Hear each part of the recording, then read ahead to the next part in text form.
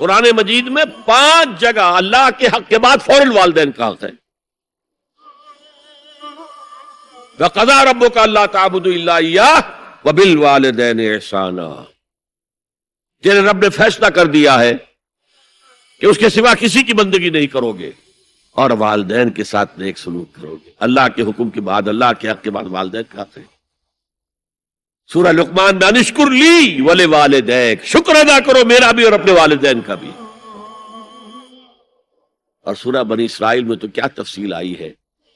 اما یبلغن عندک الکبر احدہما او کلاہما فلا تقل لهما اف ولا تنہرهما وقل لهما قولا کریما واخفض لهما جناح الذل من الرحمۃ وقل رب ارحمهما كما ربیانی صغیرا. اگر تمہارے والدین میں سے ایک یا دونوں تمہارے پاس بڑھاپے کی عمر کو پہنچ ہی جائیں،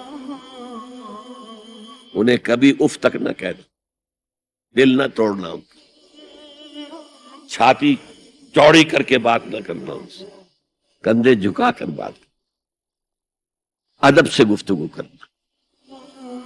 قل لهما قولا کریما واخفض لهما جناح الذل من الرحمہ، اپنے کندھوں کو جھکا کر رکھنا.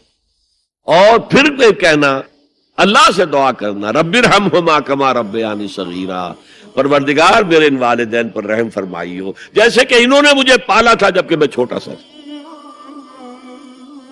تو خاندان کے نظام کو مستحکم کرنے کے لیے 3 ڈائمنشنز ہیں. جیسے ایک کمرہ ہے، چوڑائی ہے، لمبائی ہے، اونچائی ہے. پہلے تو شوہر اور بیوی کے درمیان بانڈ آف لو. اب یہ شوہر اور بیوی پیرنٹس بن گئے ہیں، والدین بن گئے، اولاد آ گئی. سیکنڈ ڈائمنشن ایڈ ہو گئی، ادب، عزت. اور بہن بھائی ہیں، اخوت، جس کو کہ وہ کہہ رہا ہے جی ویلز بھی، فریٹرنٹی. خاندان کا ادارہ مستحکم.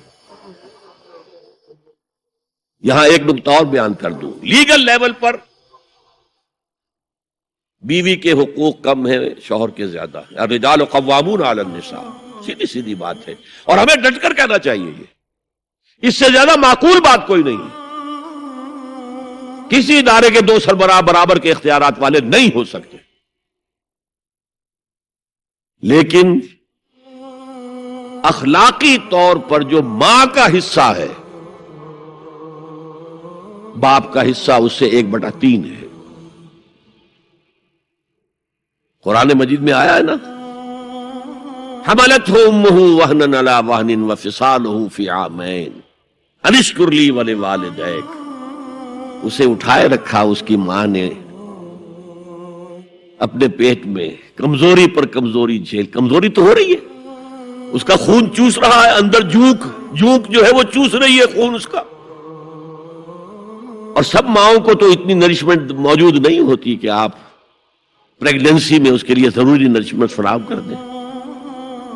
وہنن علی وہن، کمزوری پر کمزوری جھیل کر بھی اپنے پیٹ میں اٹھائے رکھا. وفصالہ فی عامین، اور پھر دودھ چھڑانا ہوا 2 سالوں میں. وہ جھونک جو ہے وہ پھر اس کی چھاتیوں سے چمٹ گئی. لہذا اس کا حق 3 گنا زیادہ ہے باپ سے. ایک صحابی حضور سے پوچھتے ہیں، حضور میرے حسن سلوک کا اولین مستحق کون ہے؟ فرمایا تمہاری والدہ. پھر پوچھا ان کے بعد کون؟ پھر کہا تمہاری والدہ. پھر پوچھا ان کے بعد کون؟ پھر کہا تمہاری والدہ. پھر پوچھا ان کے بعد کون؟ تو کہا تمہارے والد. 3 درجے. اور یہ جو فرمایا الجنت تحت اقدام الامہات، جنت تو ماؤں کے قدموں تلے ہے، یہ باپ کے بارے میں تو نہیں فرمایا. یہ ہے ایکویشن، بیلنس.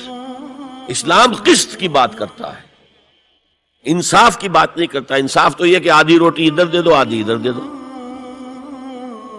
انصاف ہے، یہ اچھی چیز ہے.